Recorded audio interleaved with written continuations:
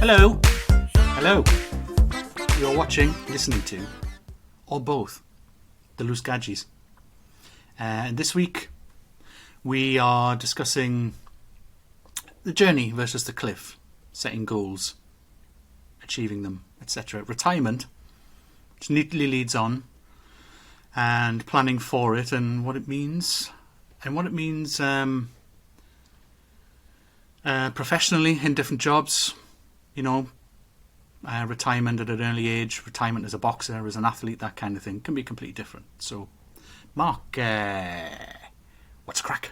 Well, I'm 55 now, so it's a subject that's close to my heart. I was 55 in December, which allows me certain decisions to be made about this word retirement, and it's got me thinking even more about it. There's a bit about the tax-free lump, blah blah blah, but it's something I've thought about for a few years. Something I reflected on a lot because my grandparents retiring, my dad and my mother retiring, and seeing how different people deal with it in different ways, as well as the goals. Goals are quite, has always been for me and you, Simon, quite a heavy topic, and what are we looking for? Yeah, goal settings. You can almost say goal settings like a skill or a profession, right? Like it's something you have to learn how to do. You say, well, I want this thing. Why do you want it? You sure you want that particular one? You sure do you know how you're going to get there? Is it possible? Can you make it possible? What do you need to do first? And what you're going to do in this instance, what we've been discussing this week is, what do you do after? Yeah. You know, once you get that gold medal, or that title fight, or you beat that record, or I want to get married. Then, I want kids, and then, I really need to. I'm going to start my own business, and then, right, it's always it almost feels like a goal is a full stop, and then as soon as you hit that goal, you're like, right, I need a new paragraph. No, you need to plan the thing that happens afterwards. You don't just sort of stop and go, it's the end of the book. It isn't, and it isn't, and it shouldn't be. But you see, like we talked about earlier in the week, where you see many sports people sort of get all them wins, and they get to an age, which these days seems to be somewhere in their 30s, these Olympians and whatnot, and then you go, right, so got all these medals, and then they fall off a cliff. Don't know what to do. Don't know what else to do. Every day was get up, go to this place, run this far, go on that equipment, eat this, don't eat this, go there, fly to this place, work with this trainer. Don't see that trainer anymore. We're mates still, but I don't row anymore. I don't get on the bike anymore. Except we're going around the block and that. So it's almost like that. No, goal, and then at the end, like, right, life will just fall into place afterwards. It'll just happen afterwards. It doesn't. Yeah. Not when your life's been so strongly geared towards a single purpose.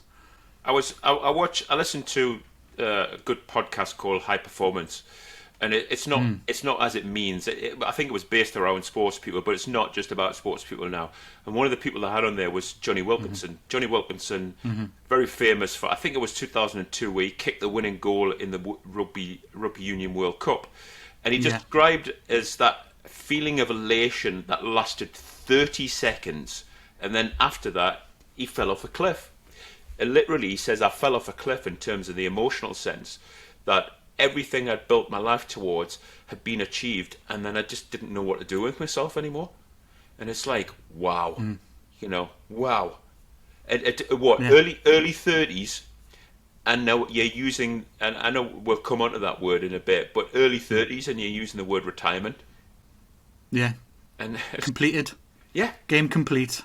And they talk immensely about, because we're able to talk about it now, about how we sort of feel in terms of that sense of loss and well-being, and the fact that he's really struggled with his mental well-being, and many other sports, ex-footballers, boxers, they just really, they don't have a plan B in terms of goals and purpose in life. And Look at boxers. How many of them come out of retirement? Yeah. Oh, I've one more. Yeah. One more. Look at Tyson Fury. Yeah. Oh, not for £1 million. He even bet Piers Morgan. He said, "Look, if I come out of retirement, I'll give you £1 million." Right? Yeah. What's he done? He's got another fight coming up, hasn't he? Well, the famous one is probably allegedly the best boxer in the world, which was Ali. He came, he came out of retirement 3 or 4 times, and he ended up just being a punch bag by the end. And Is that the way you want to go out?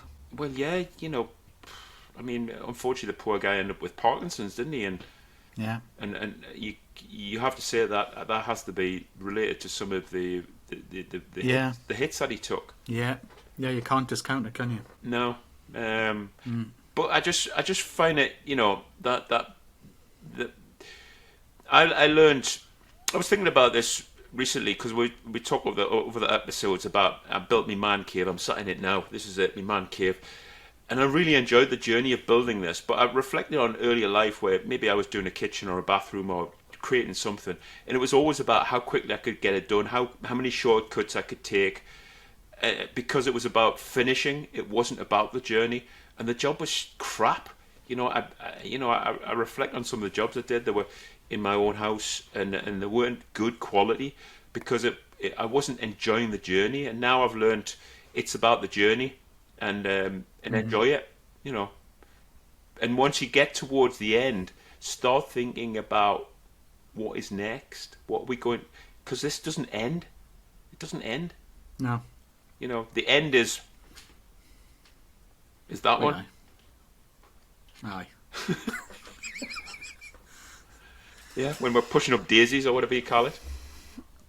Yeah. So, I was thinking about some of the notes we were talking over, and how this relates to the chat we had last time.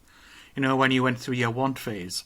Yeah. And I had a one phase. I had all sorts of bits and pieces. Maybe this is a working class thing, when you get a little bit of success when you move out of home and you're like, right, I want all these things, stuff and things that I couldn't have, and I saw all these other cool kids have, and especially not having branded trainers and or branded clothing, except the Geordie jeans. Geordie jeans, of course. Geordie jeans. Yeah. But early goals, it seems quite a common thing, and early goals are material and getting, especially a lot of the mates I've had where, I'm a bit of a petrol head, so a few of the mates I've had have been the same, we've got talking about cars, and it's all been about that dream car, that car I wanted, that one that I never thought I'd be able to get, and the one I saw in the magazines when I was growing up, that I always loved the RS Cosworth back in the day, and I've seen one in the flesh, and I had the chance to buy one, and I went, no. I looked inside, well, it'd be great, but I've got used to. It's not the greatest thing to say for a petrolhead, but I got used to having the power steering and the nice seats, and I'd like to have a go in one, but I'm not sure I'd want to own one and all of the maintenance that comes with it. And Carl's one of Carl's mates has got one of those Sapphire Cosworths, Yeah. and he's forever spending money on it because something else happens to it, or the body's notoriously naff. It's always constantly respraying it, touching it up, he's replaced the whole gearbox, he's put all sorts in it. Well, have I got that sort of passion for it? No. That I'm going to invest what I've got in it? No. But I mean, I loved me Mustang. I loved me M3. That was nice. The STs, the other bits and pieces that I've had. But I think my material. I might still want a house, but it's for a completely different reason. I want an asset. Yeah. It's not because I want a house, I want my own place, I want my own space. It's none of that. It's I want an asset. So if anything ever happens, I can flog it. Yeah, I can get rid of it. So it's my perception on stuff and things some people perhaps I've seen that doesn't change. Where they're little magpies, they just love shiny things. And their house is just full of gadgets. There's plugs all over the place. Things plugged in, charging all over the house. You could easily see how people become hoarders, can't you?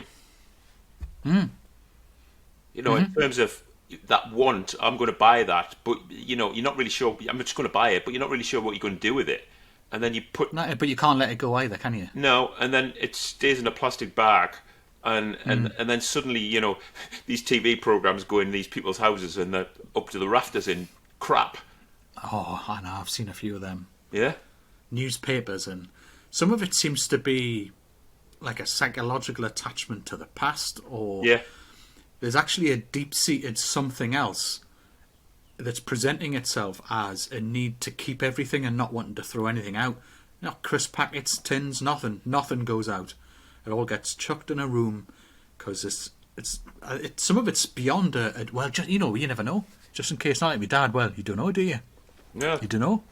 There's none of that. It's far beyond that. It's a clinical need to hoard these things based on some deep-rooted issue that they're ignoring. So they don't really want this stuff.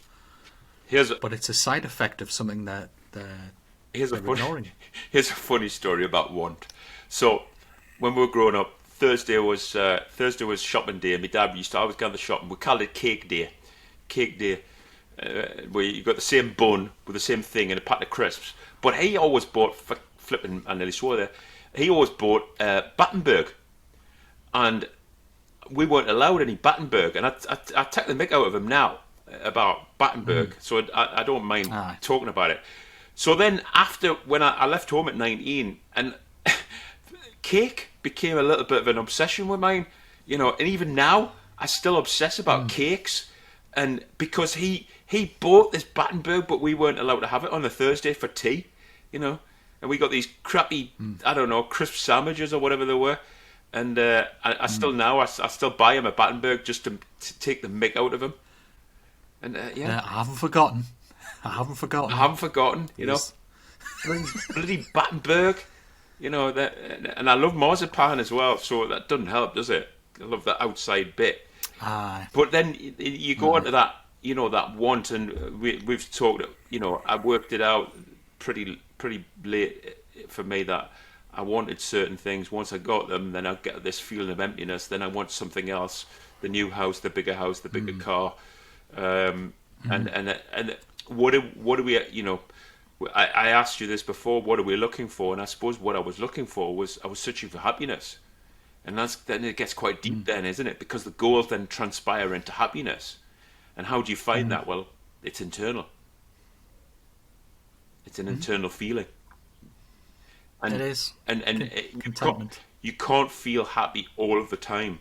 That's what's wonderful about life. There's ups and downs. So when you're searching for happiness on a constant basis, you've got to realize that you're going to be searching quite a bit, because it's not there constantly. No, you should seek to be content with what you have. Yeah. Like, have I got everything? Have I got everything? Yep. Then happiness is a bit of an ephemeral pursuit. It's that you can't stay in a permanent state of happiness, because then it's like saying, how can you know when you're happy if you're never sad? Because then you can't tell the difference. Yeah. Right. So then happiness just becomes the way you are, rather than something that's a bonus. It's something I picked up on there, and it's like, you're saying you should be content, and then there's an internal bit of me saying, why should I be content? Mm-hmm. Why should I not challenge that happiness to find another level of happiness? Yeah. So, and that's quite a dangerous pursuit, isn't it? It's like a drug. It is, especially if you feel you can have that thing. I know some of the things that I wanted were just to prove to no one in particular that, look, yeah, see, I can't have it. Can't have it. And I don't know who I was giving the finger to, but it sometimes felt like that. See, I've got it. And then I go on to the next one. See, I can't have this thing. So, well, who are you proving that to? Yeah. Yourself? Someone else? There's the universe? The early days of Chubby Brown, and he's in a shop with his wife, and she's at the fur coat stand, and he says to her, "Oh, your knickers are coming down," and she went, "No, they're not," and he went, "Well, the fur coat's going back then," and and the story is basically these people who buy the fur coats, buy the Ferraris, but can't afford to live, because they're buying something to make what they perceive as the people around them envious, but actually they're in financial crap because they bought the Ferrari and the fur coat. Oh, this is part of me mum's argument about young'uns. Yeah. Young'uns today with their mobile phones going to food banks with an iPhone. So, well, yeah. That's not true of all of them, though, man. Well, look at them. Still smoking, iPhone, headphones, wearing their Puma trainers and that, on their way into a food bank. I'm like, well, there's sort of a point, right, that I've been in financial strife a couple of times in my life, and I had some pretty rare... I loved my stand-up comedy. Not so much these days, but I had a massive obsession with it back in the day because it helped my state of mind. I had some pretty rare ones on DVD, and when my finances went skew-whiff during this 2.5 years, I basically spent in the house, depressed. Back in the day, spent all the savings I had. It was about 40 grand's worth. I flogged me flat and bled myself dry, and I just started selling stuff. I went, look, I've just got to. It's an attribute of my autism that I don't really build attachments to things, or attachments are very easy to get rid of. I can break attachments pretty quickly with people and things. It's good and bad, depending on how you look at it. So I did. Went on eBay and I gutted my collection, got rid of all sorts. I even changed the brands of food I was eating, where I was getting it from. The cat at the time had to as well. He went on to Go-Cat instead of Whiskers. Go-Cat. Go-Cat. I say he went on to the cheaper stuff. So I did whatever was necessary, and I didn't upgrade me phone for ages. There were just things I went, look, can't in good conscience have these things until I fix this issue. And I did in the end. I ended up working in a call centre and then ultimately working with you about 4.5, 5 years later. But that's from my folks, and the way that they look at life. Well, the first person responsible for this stuff is you. Whereas it seems that the first person responsible for anything these days is the government. Money, need more money. So, what happens next time you need money? Next time something gets expensive, are you going to ask for another pay rise? Or And what does more mean? I know. It's like, more? Okay. Yeah. Need more. Have you worked it out? No. Just need you want more. this percentage. Yeah. Right. And that's going to sort you out for how long? Oh, well, till next year. We'll still want our pay rise next year, our yearly pay rise. We'll still want my yearly pay rise next year as well. And we had one last September, October, but we want another one. Another one now, because stuff's got more expensive. Well, it does. And that might only be temporary. Yeah. I worked at a place recently, and I know we're slightly digressing here on the subject, but, we're going to go on strike unless we get 15%. All right, okay. So there's an offer at 4.9995%. Are you still going out on strike? Are you shite? You're taking that, because that is 15%. But where does that barometer stop and start? It just becomes principle, and it becomes about the two individuals that are negotiating. Oh yeah, their wits and whether they like each other or not. And Yeah. What their real purpose is, which has always been driven some of my thoughts about the real strikes and whatnot, is the person who's heading all of that up. He's a bit militant. Yeah. Right. Well, I don't think he's entirely genuine. And it's almost like he's trying to stick it to somebody, so it's not just about, oh, it's all about the members. It isn't, though. You're trying to prove something alongside all of this. Like, you've got another agenda. I can't help feeling that he doesn't have this other agenda. What's your goal? What's your goal? What happens if the government just crumbled and just went, there you go, there's all the money, what are you going to do then? Yeah. I won, so I could win again. You see, you were underpaying, we weren't, we just... So I kind of like that they're holding out and nobody's getting anything at the minute. Yeah. Because the inflation's coming down, and it's coming down quicker than we expected. It'd be when sort of you move that stuff on about money, and you get into sort of the retirement bit. What does retirement mean to you? I've been wetting myself over this question, actually. Because I'm not prepared for it. Really not. But then it wasn't there.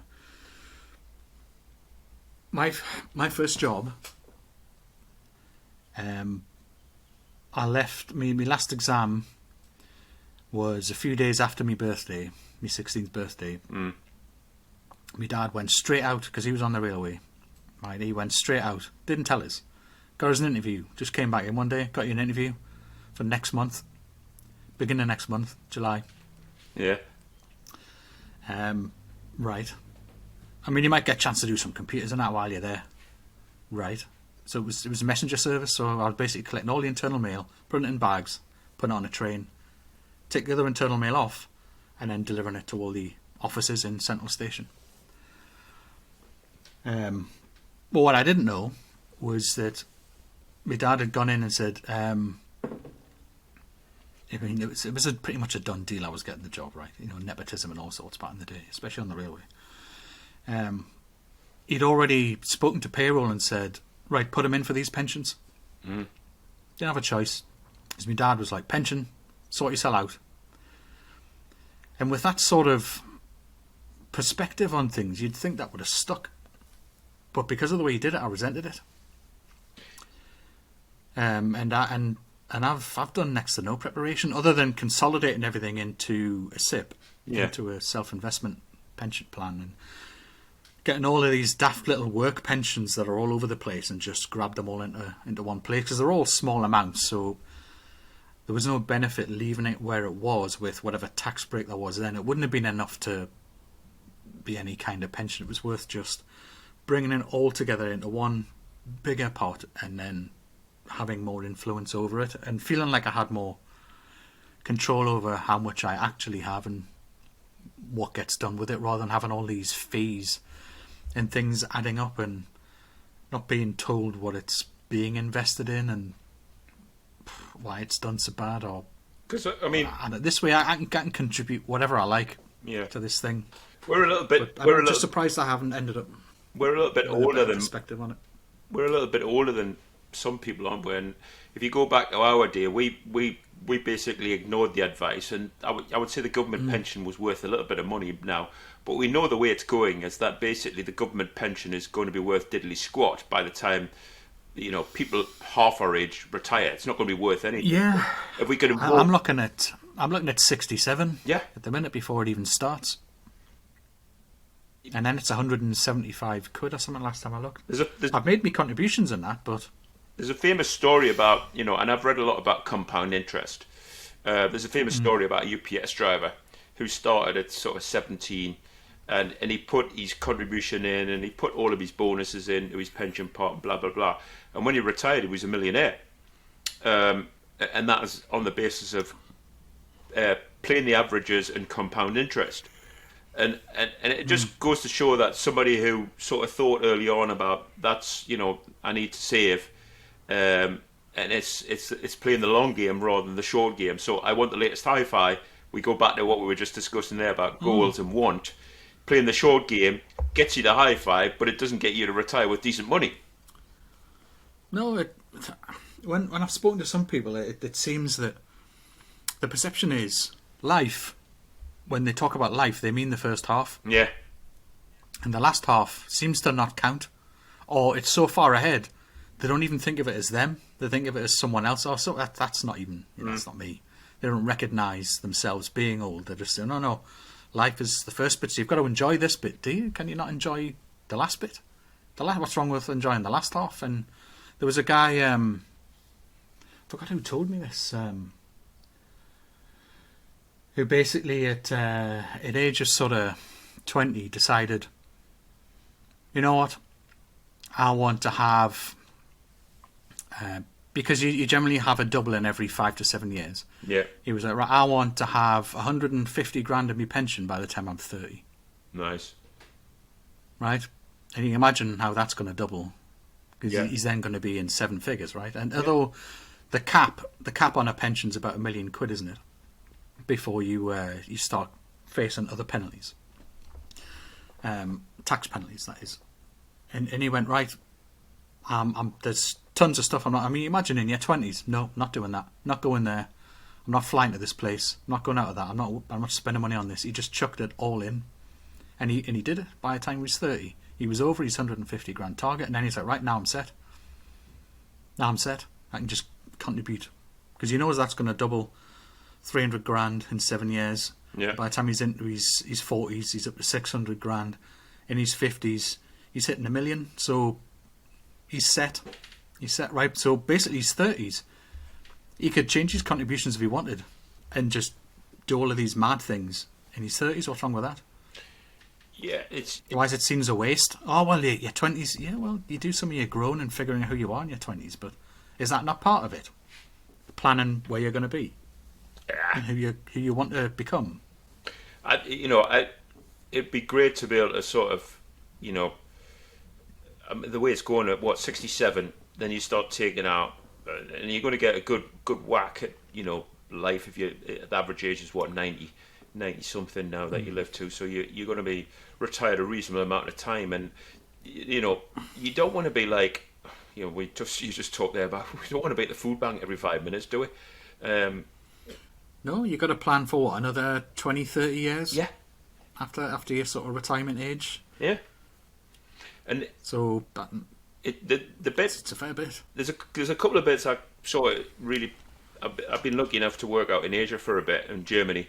And Germany, interesting, Germany created pensions in 1890s, because people up until that point just died in the fields, didn't they? And then doing a bit of farming, they just dropped down dead.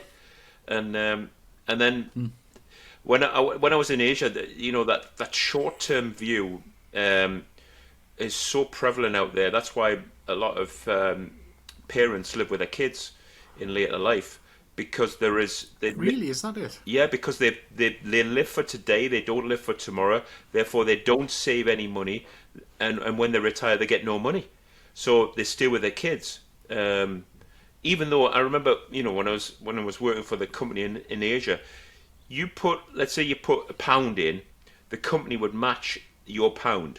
So up to a certain amount, which was very reasonable, they would match whatever you put in, and it was basically free money. And nobody wanted it because they didn't want to put their own £1 in, because they didn't like the fact that they weren't getting it until such time down the road. Yeah. So they didn't join the pension scheme. It's funny, that was my original perception of pensions, because it went into an invisible pot somewhere that some other company somewhere was managing. I feel better now that it's in an account that I've set up, that I have access to, that I control and put things into, and I actually go and have a look at it and see how it's doing and whatnot. I ended up setting up, with Hargreaves Lansdowne after some advice I got from an old boss. And that was part of the problem for me. I just thought, I feel like I'm giving the money to someone else, and of course I wasn't. Yeah. I was giving it to me. Yeah. Just not this me, the me that's out there somewhere. You never get it all back, though, do you? You never get it all back. Yeah. You never get it all back. No, well, no. If it's invested right, you end up with more than you put in anyway. Yeah. So, and that just didn't click. But then I'm putting money away, and I'll probably die before I get it all back. I said, but it'll be more than you put in anyway. So you might get the equivalent of what you put in back plus whatever the investment's done. So, and it just didn't. It really didn't click, but nobody explained it either. Yeah. None of this knowledge about later life is available when you're young in educational places, in schools and colleges, unis, all that. Nobody seems to say, oh, have you thought of... And do you know that this is how this works? So unless you go into the financial sector, you're not going to learn it as a matter of course or along the way. You actually have to go out and seek this info. And I had a complete misconception of how the whole pension thing worked. And of course, unless I sort myself out, I'm going to be literally paying the price for it. Well, we're both lucky enough to be self-employed, and we know that if we put £10 into our pension pot today, the government will put £1.25 in there, won't they? And you get a tax break, yeah. Yeah, so you're essentially getting some of your income tax back. Yeah, so if I was to, give you £10 today, and tomorrow I'll give you £11.25, would you check it? And you would, yeah. But the fact that we have to wait a bit for that £11.25, some of us switch off, don't we? We do. There was a study. Was it on BBC or it was on one of these channels where one of these TV doctors did this study about how younger people perceive themselves, and they feel completely disconnected to the 50 or 60-year-old version of themselves, like it is someone else, like I was saying. And the perception of all that changed dramatically when they used an Instagram filter on their photos and showed them what they looked like old, and it was almost like a realization for them, like, oh, I'm going to be like that at some point. That you can't imagine it when you're back there with your tight, smooth skin and no wrinkles and all of that shit, and your eyes are all working perfectly, and you can burn anything you want off. You can have that. You can have that Battenberg cake, and you can just go for a bit of a walk, and you don't really think about it, but it had a dramatic effect on these young. They all of a sudden went, that's gonna be me. That is me. I'm gonna be that person at some point. And I try and think, since I watched that, well, if I don't do them dishes today, tomorrow me's gonna get them. Yeah. So I try and think of that in a third person sort of way. So I like to be helpful. So I think I'll help this person. So I'm going to do these things today, so that tomorrow person doesn't have to do them. And it's got me into some better habits. You don't have to keep thinking like that, but it was enough to set the ball rolling for me to kind of think, I need to do these things. This is why, pension-wise, I'm trying to do better with it, because I'm starting to think, well, that I need to do better for this person. Yeah. And then the danger being is that because I'm 55 now, I'm allowed to take 25% of my pension pot out tax free. Yeah. And so many. And then you take the rest out like a salary. Yeah. So many people take it out when maybe they don't need it or they do need it, and they go and buy the Ferrari that they missed out when they were in their 20s, and that's or a Porsche. But if at all possible, you should just leave it until you decide. Well, it needs to keep accruing more, right? If you take 25% out, that's 25% you're not earning any money on. Yeah. And it sort of leads in nicely to the back. We're both fortunate enough, we don't work what you would call regular hours. We don't work 9 or 5, and we don't work 5 days a week, do we? Well, we get to choose, Like we get if I want to smash out 3 12-hour days and then do nout for the rest of the week, I can. Or if I want to spread it out 5 days, I get to pick and choose the jobs. But I think we're fortunate that we're not doing that, because we're actually preparing ourselves for that later life. And I'm just worried that a lot of people don't prepare themselves, because they work 5 days a week and then they suddenly go to 0, and they don't have a plan in terms of what they're going to do with their time. We've not really established any hobbies, anything that we like doing, and it's just like that emptiness of going back to the goals. It's that emptiness that you hit, and you just sit and watch daytime TV and fester. Or you end up in B&Q, Aldi. Well, you would only go to B&Q on a Wednesday because you get a discount. No, well, I mean that you end up working there. At B&Q, stacking the shelves at Moz's, taking all these daft shifts that the kids won't take. Because you're like, well, I need to feel useful. I need to be out doing something. I mean, me folks travel like no one's business, but they're always off doing something. And when back in the day when all the railway and stuff was nationalised and that, and they had the opportunity to vote on whether they wanted to keep. Because I had one back in the day. You got free travel. You got 20 odd free train journeys. Was it monthly or yearly or something? Anyway, you got these travel passes, right, where you could just. I'm sure it was a year. You got 20 odd free slots, and you got a cheaper upgrade to first class if you wanted it, that kind of thing. And you just had to show your ID when you're on the train. And he chose to keep it rather than take the financial payout that came with it. They say, well, look, you can either have this lump sum or you can keep renewing this pass every year. And he kept the pass. And of course, we got one as kids because we were dependents once we hit a certain age. But it also meant my mum got one, being the spouse. So the two of them, they can just jump on a train, go somewhere. My dad loves his car. He's bought his sixth now? Last car ever. Well, this is my last one. He's just bought himself a Kona. I keep calling it an ice cream Kona. What is it? What's a Kona? Kona, not begin with B. It's one of those SUV types. It's actually quite nice. It's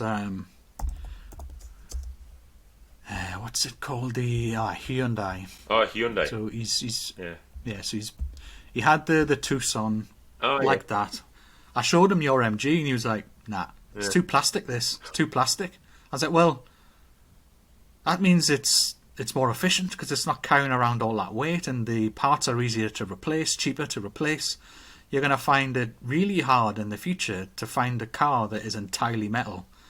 In the cars I've had, the Mustang had bits of plastic on it, the M3 had bits of plastic on it, rather than it all being solid metal. I mean, those two cars were a decent weight. I think the Mustang was it over a ton? It had a massive V8 engine in it and these daft brakes and all this other stuff, and it was a big car. So you're going to find you can be hard pressed. Nah, I didn't like the paint on it anyway. I said, well, Mark loves it. Nah. You know where they paint these? It's over in Asia somewhere.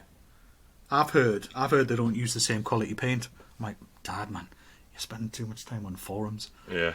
But so anyway, he ended up with the Tucson. Loved it. Showed him how to pair his phone and use the Android Play thing on the dash. So, look, you can see your apps and all that. Ooh, right. Where's the sat nav? That's why your phone's your sat nav. Right. So you see how I've paired the phones and then you use Google Maps on here. All right, that's good. I like Google Maps. So now his Kona's already got one in, and he doesn't use it. So I like the Google Maps. I'm using the Google Maps because it updates. It's got all the traffic on. So all right, good. It's learning. But with them, travel, the amount of times they go off to the lakes, we're going for a weekend. They're never in. Yeah. Never in. I'm just going to come drop this thing off. House is empty. Where are you? Oh, we're out. We've got our bus passes, so we're just like to go travel somewhere random on a bus. Right? Okay, so well, I'd much rather they're keeping themselves active, keeping their brains active, and, I get to have them as them for longer. So I'm not complaining, but this is what my dad did. He went travel. Especially once he got over his fear of flying. They were off. Yeah. They've been all over the shop. So travel for them is important. They like to go see things, go to train museums, and I bought them they've got this thing about afternoon teas to die for. To die for. Oh, it's to die there's for. Another one of your mum's sayings. Oh, they love the. You can order them at Morrison's. Yeah. Moses. You can order them and go pick them up. These afternoon teas. I've heard all about them and all the ingredients, and all the prices and everything you can get. All of it to die for. Right. So what I did for Christmas, I bought them one at a posh restaurant over in Penrith. So my dad used to work over there, and they've got the best Cumberland sausage shop over there. He used to bring that stuff back when he worked over at the station. Can't beat a good link. So I got him over. Good link. Aye. So anyway, they do that. So they go out for their afternoon teas. They go out for their fish and chips in different places. They've got their favourite restaurants. My dad's an absolute voucher hound. He's got like 9 email addresses. So I've got a voucher for such and such. You coming? What? Another one. I've got 40% off this place. Right.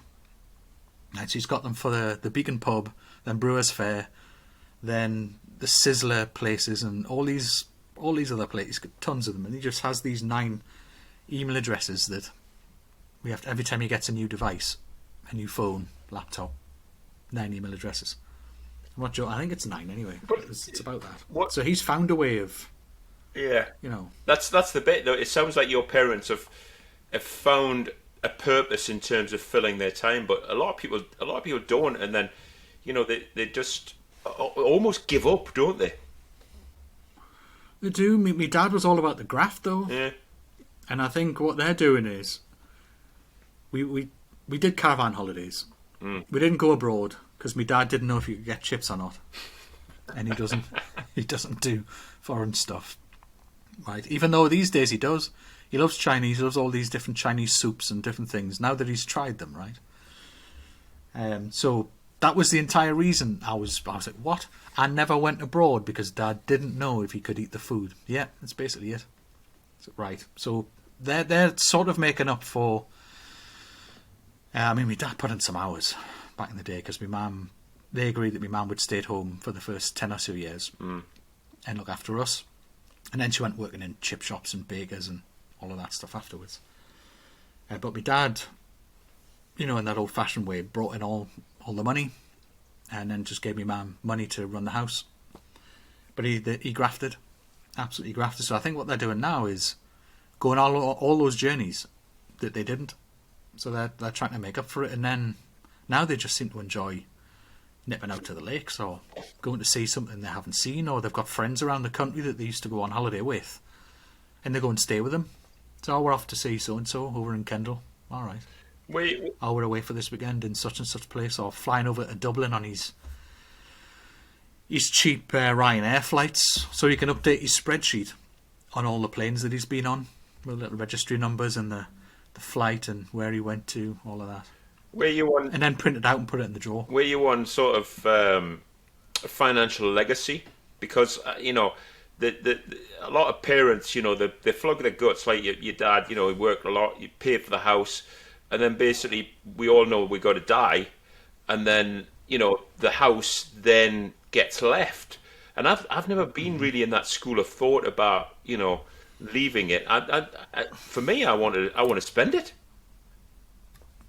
Well, we've had this discussion over the past year, where my dad had a whole lawyer and everything involved in it, and he's had this will and everything done because he worked for this company that set up a trust, and if you're an ex-employee, you get all this stuff discounted off and out, and you can claim certain things back because there's this trust that looks after ex-employees, even though the company doesn't exist anymore. And he said, look, everything gets split between the three of you, and you can decide to either buy each other's, share the house, or whatever, whoever wants the house. So, right. He gave me the power of attorney and made the three of us sort of executors of the estate, with me having the final say. It's like an arbiter between, so if we disagree, the decision will still get made. And that gave him peace of mind, knowing that whatever happens, and they've still got insurance policies for they've even got one for the fridge. So, they've got all sorts of stuff going on.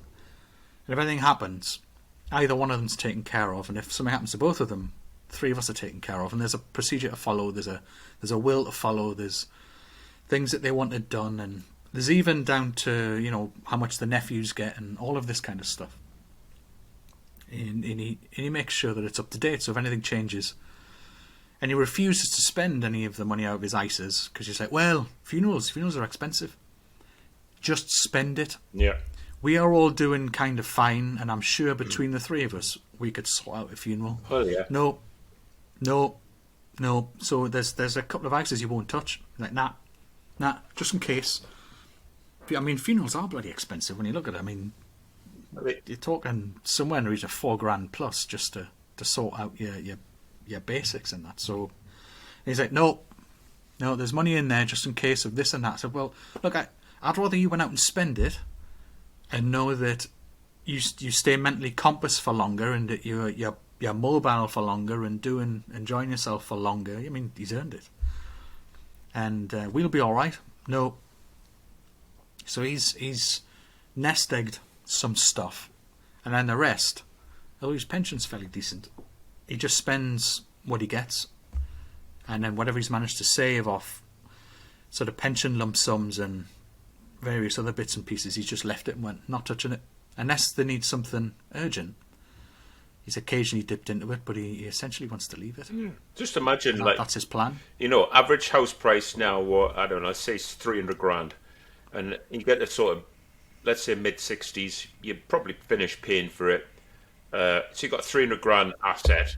You sit on it for another 10 years, that's it, 75, it's now worth 400 grand. Why not flipping downsize or go rented and start spending the money? Don't stop, mate. You want to hear me mum's comments on that? You don't know who your neighbours are, do you? You know your neighbours? I know me neighbours. I'll get a bloody chairlift. I'm not moving out. Of course, my dad said I'd love to downsize. Yeah. Love to downsize because they spent 11.5 on the original mortgage, which was a lot back in the day, and they got that council discount and all of that because they'd had a council house for ages, and got the option to buy thanks to Thatcher.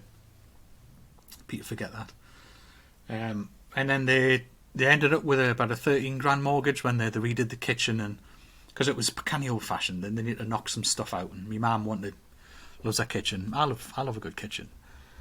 She likes baking, cooking, and all that was one of her things, right? And she ran her own little buffet business for a while and that. So they had about 13 grand in total in the mortgage, and they paid that off. I don't know, 10, 20 years ago or something. I don't know. It was a while ago. Oh, there's me mum. Yeah. Speak of the devil. Yeah. On the phone. I can hear you. Probably wondering where it's come. Talking about my finances. I can hear you. Right. It's right for spite, left for love. Oh, that's it. So, where was I? What was I saying? Oh, kitchen. So now houses in that street are going for about 200k. And my dad's like, I could flog the house, get us a ground floor flat, or something like that, 150 grand, maybe it's 120 to 150 grand, right? In the same area. I even showed him one that I was looking at, and he went, well, if you don't want it, I'd love it. I'd love this place if you even want this place. And my mum was like, nah, not having it. It was literally round the corner. You go a few streets around, it was there, it was ground floor.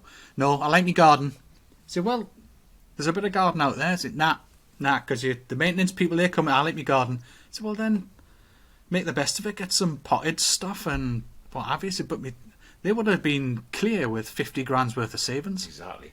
They could have flogged it or sold it to one of us, because Stu would love the house at some point. So you could have said, look, if you can get a mortgage for this place, you can have it.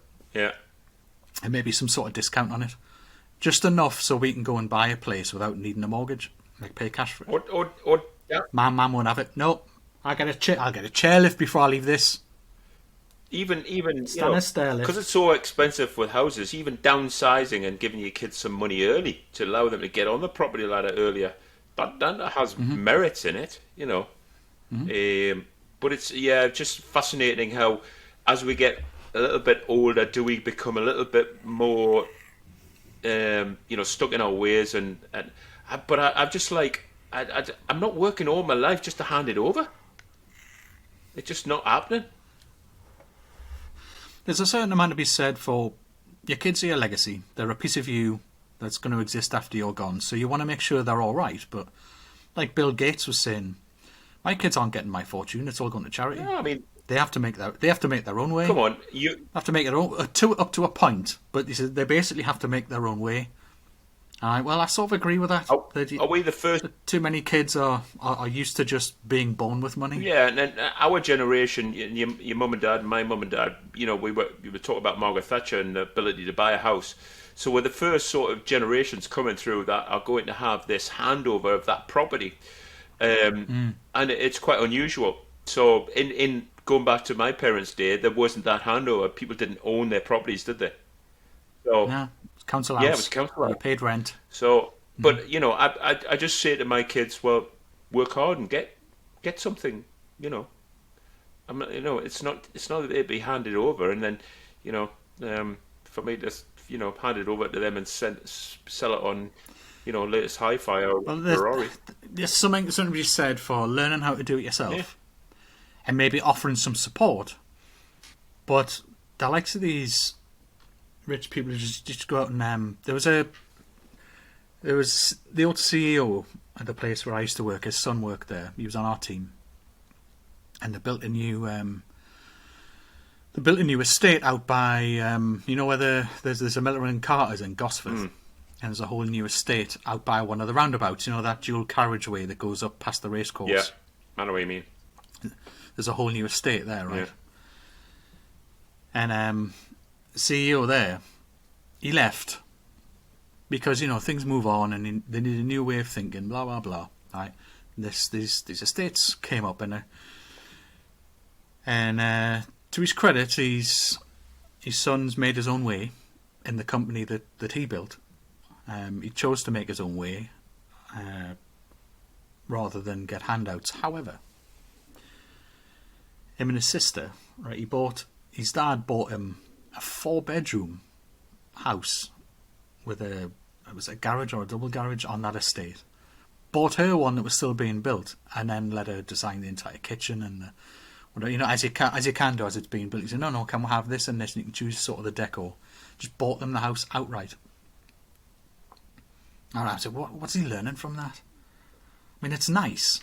It's nice that he can, and maybe that's because I can. I mean, wouldn't you? And I'm like, no, I'd probably give them some of the deposit, maybe, or if they were struggling, I'd guarantee it or something like that, or I try and support them. But I feel like, well, what have they learned other than when it comes to the value of money, the value of? He's never going to know what it's like to have worked for that. And there's a piece of that gratification that he'll never get. He'll never understand what it is either, or even having a discussion with somebody else about a house that they've bought or built or rebuilt or remodeled or what have you. He's never going to get it. He's like, well, he didn't have to. He's never going to get that sense that they have of that achievement. Yeah, we were grafted for this. Yeah, the interesting bit, sort of drawing it is that when you look at sort of goals and retirement, what we're basically saying is that we need to plan, don't we?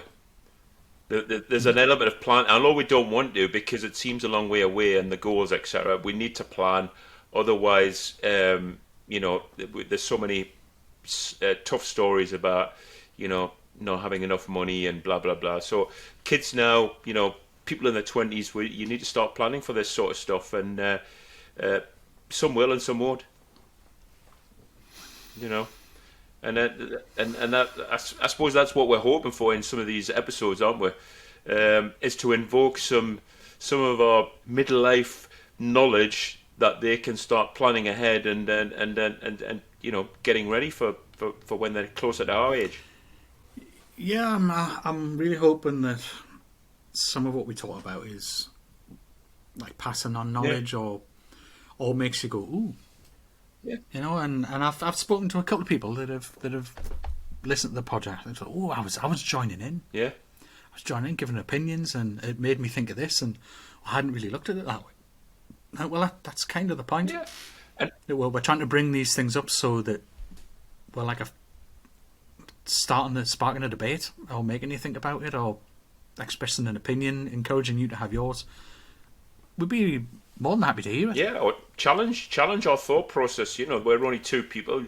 There's a few more people than not just us two, and challenge our opinions.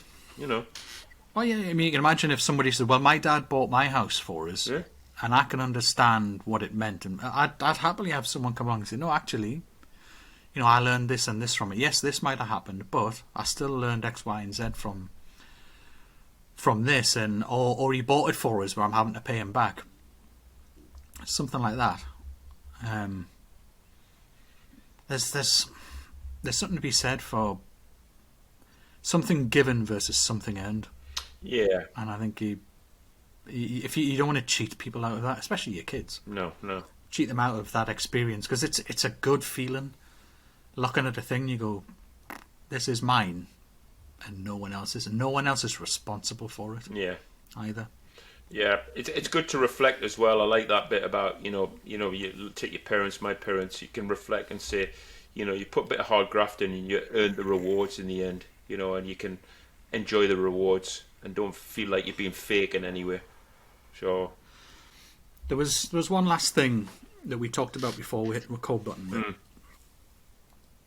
that I found fascinating. I've made a little note was when you started talking about deprogramming. oh yeah, So the back end of your career, yeah, especially military careers, but even then you compared it to boxers as well. When you've got this sort of, you've been programmed to train every day, yeah, and life is training, life is boxing.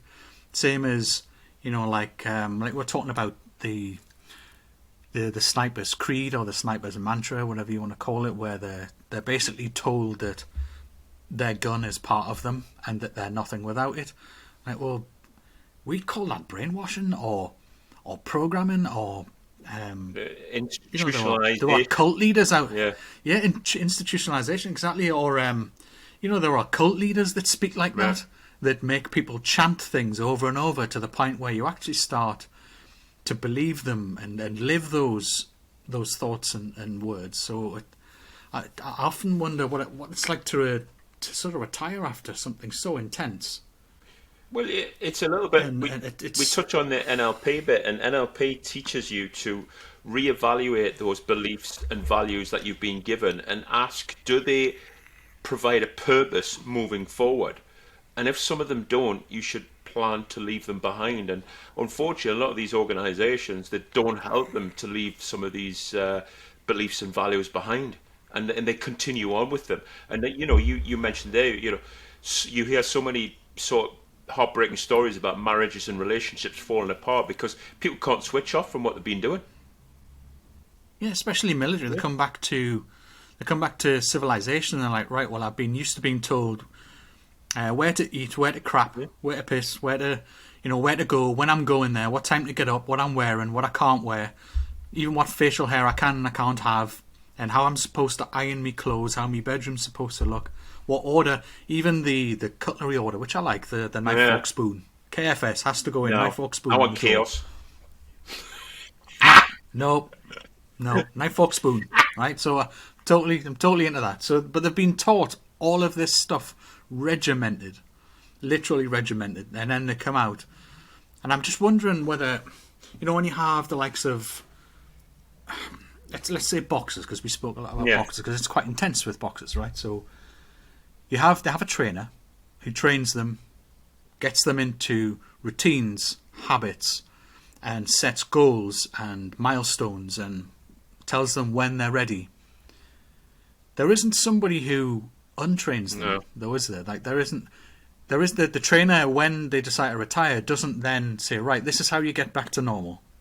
This is how you get out of that life. And you see a few of these bodybuilders who have got into this regimented way of doing it, and when they leave it, they end up like the size of a house. Because they're not doing the training anymore. They're so used to piling in these, like 4,000 calories and all this protein, and you see them just sort of balloon afterwards, and end up having these really unhealthy relationships with Yeah. life and Drugs, and alcohol, food and habits and routines. Yeah, and just trying to fill this void. Yeah. But it seems that it's because it partly seems to be because they weren't prepared for the void coming, so didn't know there was going to be anything that needed filling. And then it just hits them like a brick to the face. Like, now what do I do? Well, Where do I get me buzz from? Especially when these sports people in particular, they live for that rush. They live for competition. They live for the rush of winning and achieving. And they prize the trophies and the medals and things that they get as a mark of these achievements. But when you can find achievement in other things, like us starting our own businesses was an achievement in itself, is it not? You know, like achieving that contract, finishing that bit of work, knowing that after you've finished your work with Copenhagen in Denmark, you can feel good in the knowledge that that guy's going to go off and have a hell of a career because he's picked up this, he's soaked up everything like a sponge, all these things that you've taught him, he's been actively engaged, and he's got all this knowledge now that he can use to better his career there or elsewhere. Yeah. That you've set him up, so you can take that as a win. We should be sharing this because we would discuss the fact that we could come up with a business idea. It's like a reverse Betty Forbes clinic, isn't it? That would create and to desensitize them from, where. Isn't it weird that there isn't one? There isn't one. Isn't it weird that there isn't that we just go, right, you're finished, retired, right, next. So well, why isn't there? So why isn't that a normal part of life that, right, if you're going to get into this, you need sort of a, what's the word, like you need a decompression plan. You need this way of coming out of this hardwired sort of focus to, right, now you're out to pasture. You can do whatever you like. What's it going to be? There's no...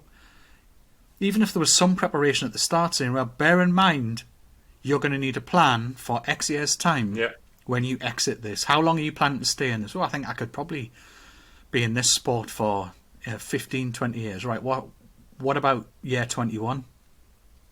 What are you doing then? Even if there wasn't some sort of... But there should be some sort of place you go to kind of wind you down and say, right, so what other things do you like? There was a book I don't know what it's Switch or Good to Great, but I'd be looking, and it talks about looking for the bright spots. So if you look at some bright spots in the boxing world, the one I would use is Lennox Lewis. Lennox Lewis retired basically undefeated as heavyweight champion and never fought again. So what did he do after he retired to keep himself... That's a bloody good point. Yeah.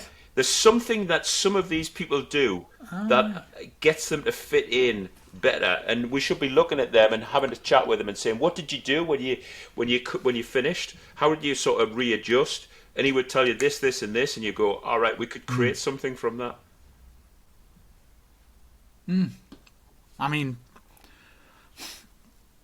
I saw him as a question because Tyson for you is a great guy to refer to because of what he's been through and how he's dealt with it. And how he's come out the other end of it, and where he could have ended up mentally, physically, and where he's actually ended up. And I guess the question I'd like to ask him is that you've done all of this stuff, got all these coping strategies, got all of these things to get your head right and be comfortable with who you are and all of that, but it seems you can't quit. Correct. You can't quit boxing, so... Why haven't you looked at that? Like why you can't quit? I mean, it's fair enough if you're saying, "Look, I don't want to." That's as good a reply as any. I don't want to. I thought I did, but I was doing it for someone else. Someone else wanted me to quit, and I didn't want to. That's fine. That's a fair answer. But if you really do want to quit, then have you really looked at it in any serious way as a plan? Well, I'd love to ask him and say, well, "You're coming back again." The reality of the world is he has to. And we has to have a plan B, and we all have to have a plan B. Otherwise, we're facing some pretty tough things in our life if we don't deal with those demons. And for me, facing those demons is about. But basically, what we're doing now is, one is reducing the number of hours I work that I used to work intensely, and two, talking about it. Yeah, I get a lot from this. Me too. I get a lot from this. It's very cathartic, I find. And the fact that we hold each other to account as well on certain things, and we look at things. And now it's become habit. We quite often point out something we've spotted that we need to change before the other person points it out. Yeah. And it's just become a thing. Like, it's very normal, and it should be. But I think one thing that Fury proves to me is that... money doesn't fix it. No, absolutely not. It doesn't need it, and money certainly doesn't fix the new life that you would have outside of boxing. Like, money hasn't been enough to say, "Oh well, now I can go on any holiday I want, I can have any car I want, I can buy any house I want." Hasn't fixed it for him now, has it? He's still got that drive to like, no, I still need to box. I still need to compete. I still need to prove something or what have you. So it's not about resources. Yeah. It's psychological.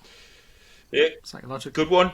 On that note, I don't know how long we've been going. We must be there. Hour and 4. All right. So I can't see the time. I think it's worth mentioning when I'm on Spotify. Ah, yeah, good. So you can jump on there and follow. I made the mistake of uploading all the episodes at once. Just one after the other, publishing them all at once. I put all the episode numbers in and everything, and then I went onto Spotify to have a look, and it's just put them up in a random order. I'm like, you arse, what was the point in putting all that extra stuff in? And because it does it by date, and of course they all have the same date. There must be, unless you've got to put them on one by one. It's in datal order. Oh, there we go. It's in datal order. It's all in chronological order, so they all had the same date on them. So it just goes. So it's not in the order. It's not even in the order I uploaded them, which was in episode order. It's like, it's like my I've told you that old joke, haven't I, about the guy who buys a new CD player back in the day, and he says it's great. He puts them in alphabetical and numerical order. It's called an OCD CD player. Boom. Never waste an opportunity. Never waste an opportunity for a dad joke. What was the one I did before? Oh yeah, you and your tea towels. Oh yeah. Yeah. And until this time next week. That one be. Yes, you can check us out on TikTok. There's 7 shorts on there now. If you're not into TikTok, I've also uploaded them onto the YouTube channel, and they're going great guns at the minute, it seems. They're quite popular. Alongside, obviously the videos of the episode. Spotify, I uploaded the videos of the episode, so you can either watch it or listen to it, whichever suits you best. And of course we're on Apple as well. So I think that covers all the bases. Bit of Spotify, bit of Apple, bit of YouTube. I thought about branching out to Google Podcasts, but once you've got Spotify, it's either Spotify or Apple these days, isn't it? Or if you like to watch, you'll go on YouTube or something. So so there'll be more clips to come. Stay tuned for that. And we'll keep it secret for next week. Yeah. As we've been doing, keep it secret. We'll plan it. Monday or Tuesday. We'll no doubt exchange some emails over the weekend, and then I'll put out what next week's is going to be before the podcast comes out, as usual. So subscribe, click the little notification bell, and you'll know when our next episode's up. So until then, take care, and we'll speak to you next week.